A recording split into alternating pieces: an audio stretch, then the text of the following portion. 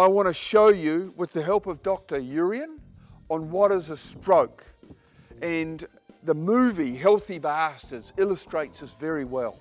So please phase into this clip of the Healthy Bastards movie, and Dr. Urian is going to tell us what is a stroke.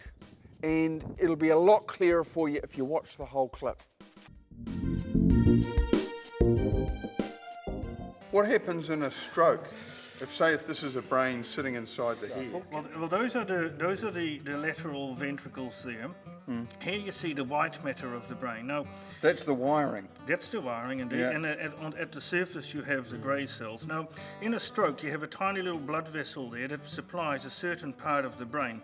Now, I saw your little talk on the heart, and just like in the heart, the little blood vessels can be prone to certain diseases, Yep. like due to high blood pressure, diabetes, Smoking. high cholesterol, smoking, all does damage to the interior lining of those blood vessels. yep. And then they start clogging up, and then there comes a time when the platelets that we all have in our blood start to adhere to a rough area on the inside of the blood vessel. Then the blood vessel clogs up. Yep.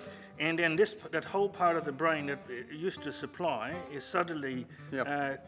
shut off from blood So supply. see, in the heart, it's an That's end right. artery supply. And isn't it? so you call that a heart attack, and a stroke is a brain attack. So the that blood very vessel reason. closes up, that bit dies. And that bit dies. And so when we do a brain scan, we see that as a sort of dark area. You get a bit of swelling of the brain as well.